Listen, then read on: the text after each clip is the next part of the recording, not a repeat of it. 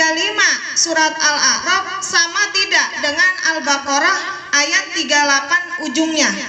Kita sekarang perhatikan ke ayat 38-nya. Apa kata Allah di kata pertamanya? Kulnah bitu, kami sudah mengatakan ihbitu, turunlah.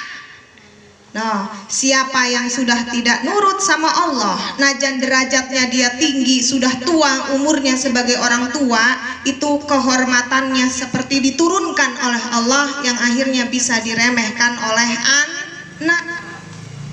Suami yang dia salah diingatkan tidak mau nurut sama istrinya, derajat keimamannya itu bisa seperti turun karena spontan diturunkan oleh Allah dengan kata ihbitu, apa?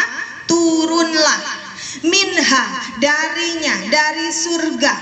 Itu untuk Adam.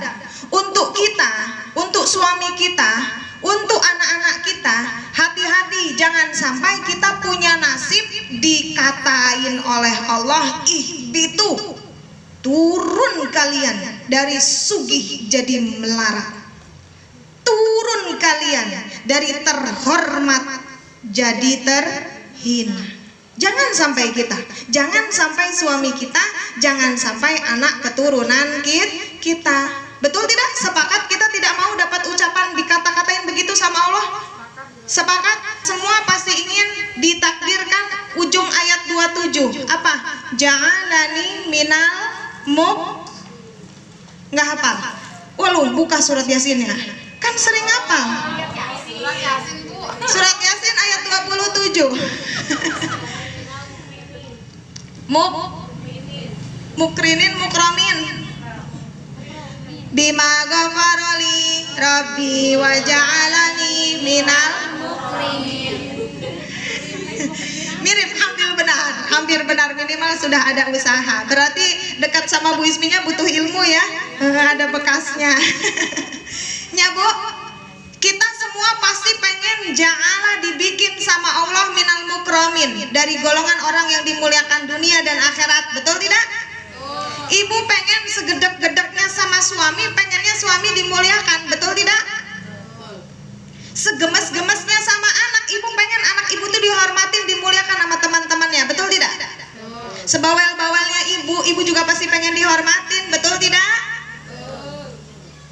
Kok ngomong betulnya ragu-ragu? Nggak pengen dimuliakan sama suami? Nggak pengen?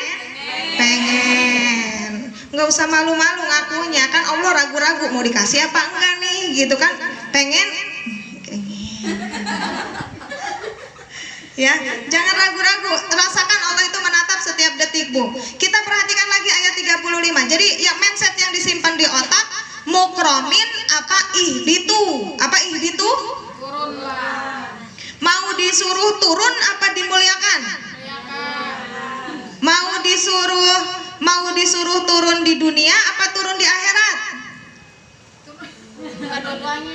Enggak dua-duanya, loadingnya cepat, yang lain pada mikir maksudnya.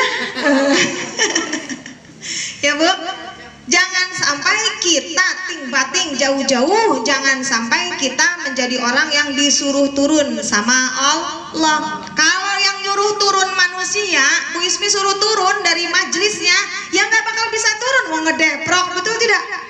Mau turun kemana lagi Bu Ismi? Duduk di karpet, dari bawah karpet langsung lantai, saya turun kemana lagi? Nanti ke bawah bumi kalau sudah mati. Siapapun yang menyuruh turun kalau bentuknya manusia atau makhluk, lihat iblis.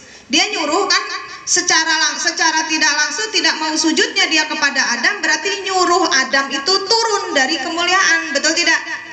Kalau makhluk yang menyuruh turun berhasil tidak? Tidak. Tapi kalau sudah Allah yang menyuruh turun, tidak ada yang bisa melawan.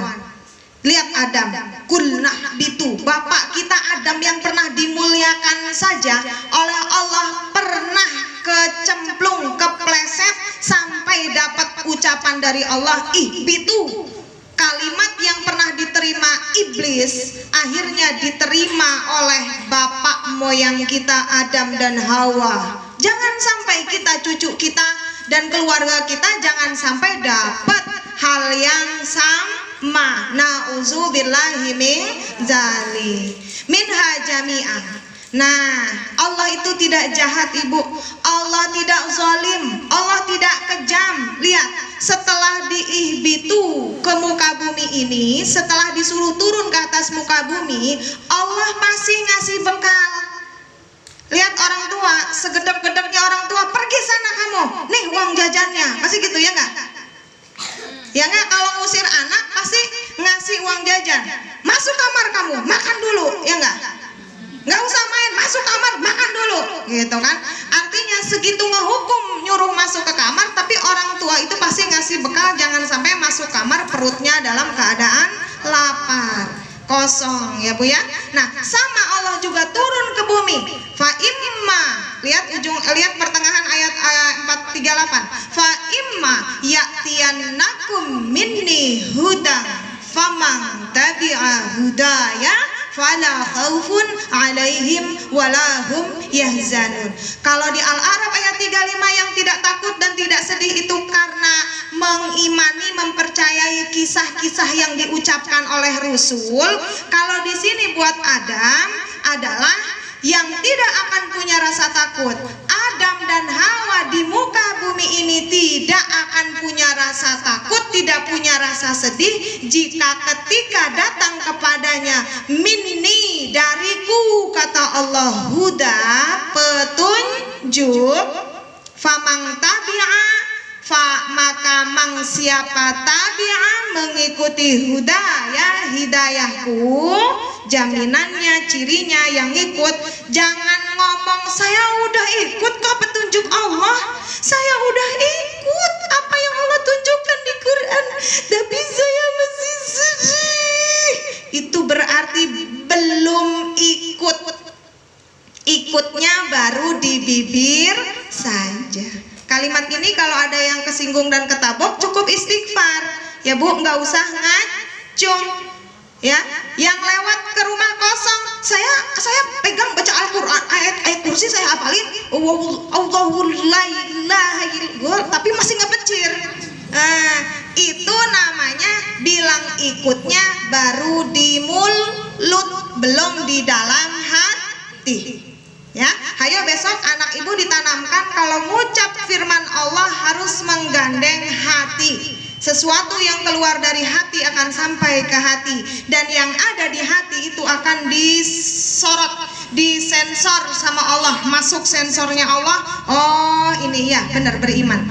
Mulutnya sama dengan hatinya, itu kelihatan sama Allah. Yang menjadi prioritas penentuan, yang menjadi prioritas penentu sudah iman atau belum itu hati.